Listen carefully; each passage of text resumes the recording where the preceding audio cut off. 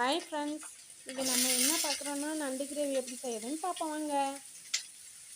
First கடாயை வச்சு எண்ணெய் ஊற்றிங்க. எண்ணெய் நல்லா காஞ்சதும் 2 வெங்காயம் பொடியாக நறுக்குனது, வெங்காயம் 2 பச்சை மிளகாய் கீரி போட்டுக்கோங்க. அதையும் போட்டு நல்லா வதக்குங்க. வதங்கினதுக்கப்புறம் 2 தக்காளி பொடியாக நறுக்குனது அதையும் போட்டலாம் ஃப்ரெண்ட்ஸ். தக்காளி வதங்கிறதுக்கு நமக்கு தேவையான அளவு உப்பு போட்டுக்குவோம். உப்பு அதிகமாக போட்டுறாதீங்க, நண்டுக்கு நல்லா இருக்காது. தக்காளி போட்டால் நல்லா வதங்கிடுச்சு ஃப்ரெண்ட்ஸ். அதுக்கப்புறமா 3 ஸ்பூன் மிளகாய்த்தூள், 1/4 ஸ்பூன் மல்லித்தூள், மஞ்சள் தூள்,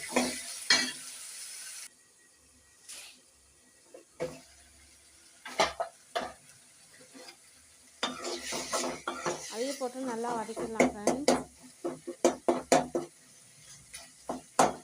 வதங்கினதுக்கப்புறமா நம்ம கழுவி வச்சுக்க நண்டை சேர்த்துக்குவோம்.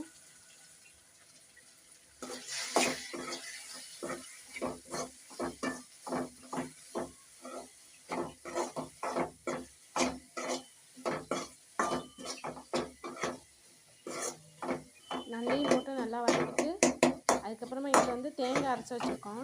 தேங்காயோட கொஞ்சோண்டு சோம்பு, சீரகம், கொஞ்சோண்டு மிளகு, இதெல்லாம் நல்லா பேஸ்ட்டாக அரைச்சி வச்சுருக்கேன்.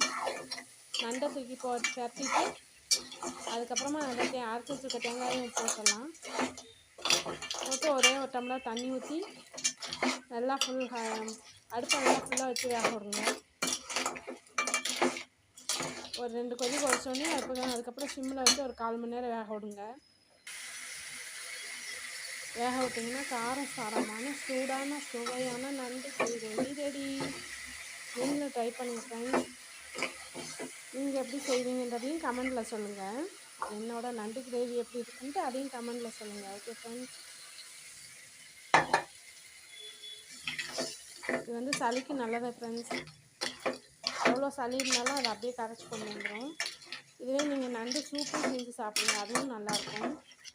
இதுக்கு முன்னாடி நான் வீடியோ போட்டிருக்கேன் நண்டு சூப்பு எப்படி பண்ணுறதுன்ட்டு, அதையும் பாருங்கள்.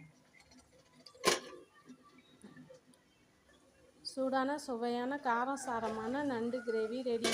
வாங்க ஃப்ரெண்ட்ஸ், சாப்பிட்லாம். ஓகே ஃப்ரெண்ட்ஸ், நண்டு கிரேவி ரெடி ஆகிடுச்சு. ஓகே, என்னோடய வீடியோ பிடிச்சிருந்தா லைக் பண்ணுங்கள், ஷேர் பண்ணுங்கள், கமெண்ட் பண்ணுங்கள். மறக்காமல் என்னோடய சேனலை சப்ஸ்கிரைப் பண்ணுங்கள். ஓகே பாய், அடுத்த வீடியோவில் சந்திப்போம்.